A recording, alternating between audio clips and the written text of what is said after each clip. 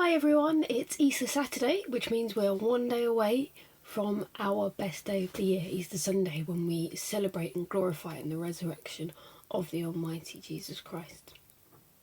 However, we have one more day left of the Bible Society's Lent Challenge, excuse me, and I'm going to read that for you this morning. It's from Colossians today, and it's Colossians chapter 1, verses 15 to 20. I'll start by reading the English Standard Version again for you, and that passage is entitled The Supremacy of the Son of God. Colossians chapter 1, verses 15 to 20. He is in the image of the invisible God, the firstborn of all creation. For by him all things were created, in heaven and on earth, visible and invisible, whether thrones or dominions or rulers or authorities. All things were created through him and for him. And he is before all things, and in him all things hold together.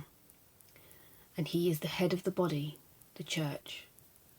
He is the beginning, the firstborn from the dead, that in everything he might be preeminent.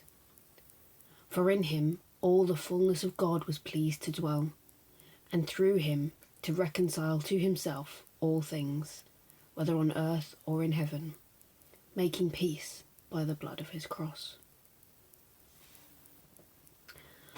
Okay, so the other version I would like to read for you today is from the Easy to Read translation, and the passage is called in that, The Son of God is God. And I really like the clarity and the simplicity of this particular translation for this passage. No one can see God, but the Son is exactly like God. He rules over everything that has been made. Through his power, all things were made, things in heaven and on earth, seen and not seen. All spiritual leaders, rulers, lords, powers and authorities. Everything was made through him and for him. The Son was there before anything was made, and all things continue because of him. He is the head of the body, which is the church.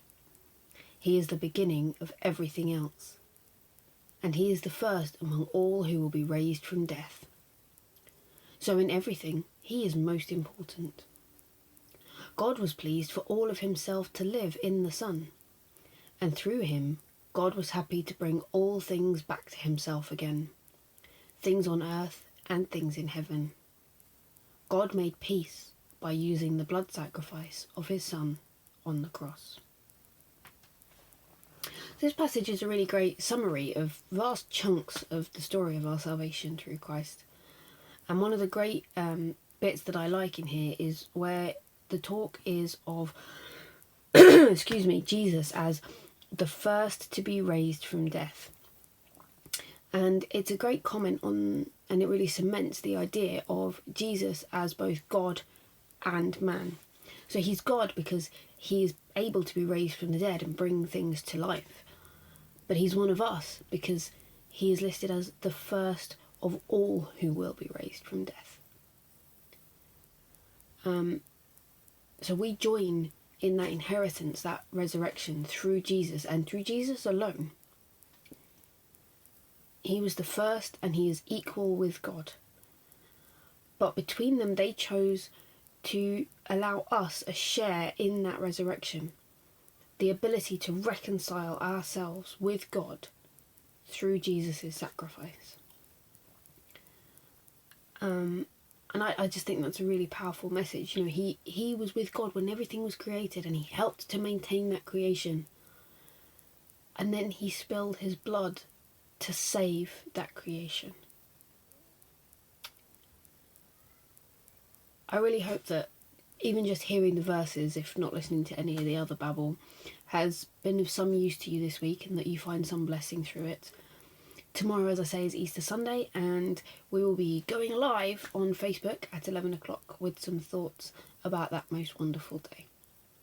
Have a lovely Easter, everybody. God bless.